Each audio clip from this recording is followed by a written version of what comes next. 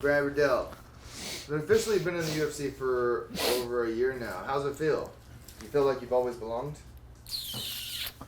Yeah, kinda. Um,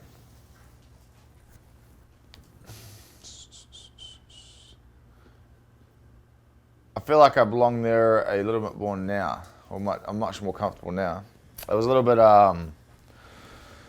harder on the start, because we weren't super experienced in MMA. It takes a little while to get comfortable in the cage and stuff like that and adapt from kickboxing. But yeah, now everything's good.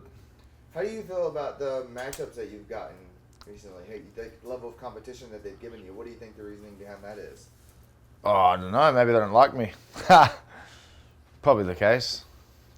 But I don't know. Maybe they got sick of City Kickboxing winning quite a lot, so they fed me some beasts. But it usually tends to work in my favor because I always fight better when I fight people like that that are extremely hard and extremely talented. It just lifts up my level and perform a lot better. So that's cool. I don't mind that. Some people mind that, but I'm all good with that. Paint the picture on why we're here today. Why are you in Las Vegas? Mainly sushi buffets. And second to that, Carlos. Carlos is fighting on the Contender. So we are back here for another Vegas trip, for another UFC fight to attain a contract for Carlos to join us in the UFC in our next fight, which would be cool. How do you think Mr. Uborg, how do you think he'll fare in the UFC? Fine, just like the rest of us. He'll be fine. He's plenty comfortable fighting at the moment, so I'm not too worried about the way he's going to perform or anything like that. I know he'll perform very, very well.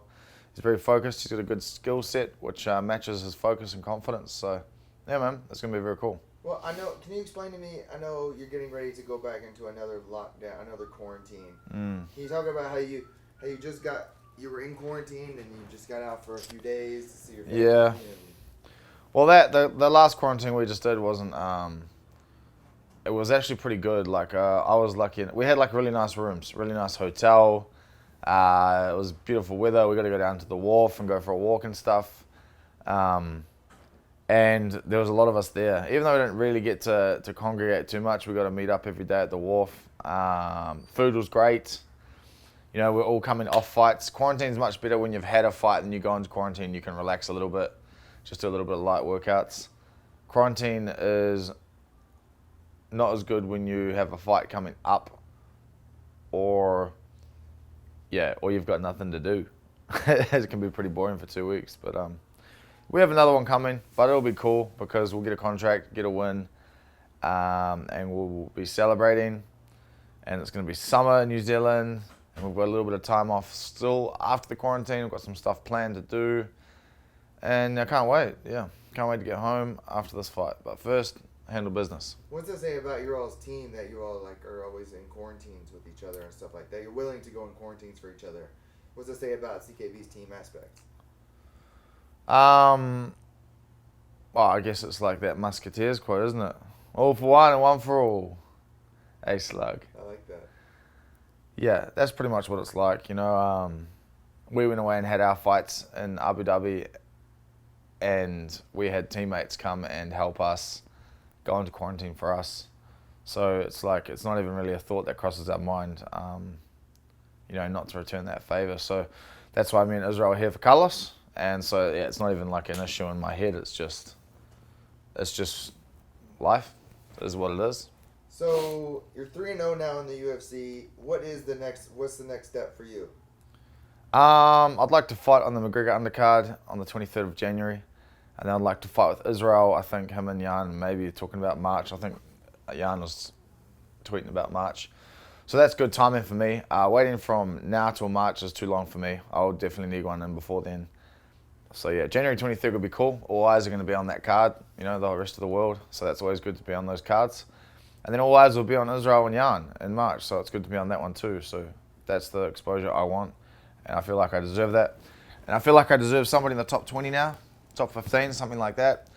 Somebody that wants to have a good hard fight, I'll stick my hand up. Somebody that everyone's dodging, I'll stick my hand up and fight them too. Yeah, just give me someone for the 23rd. Is there any like particular style that you like to go against? Like more of a striker to show off your striking base, a grappler to show that you're more than just a striker, or just an all around? I'm not too picky. I just like being tested. I like being able to test my skill set, whether it's striking, whether it's wrestling, defense. Whether it's like a little bit of both. Like the last fight, it's I just like getting pushed to my limits. I like feeling like I'm progressing when I beat these guys. Beating these guys always shows that I'm getting better and progressing in this game, which is never ending. So yeah, that's my preference, if that answers that question. Do you think you have an exciting fighting style? I think so, and everyone else seems to think so. I think it's more my mindset that makes it exciting. Is that I want to go in there and have a good crack at the person.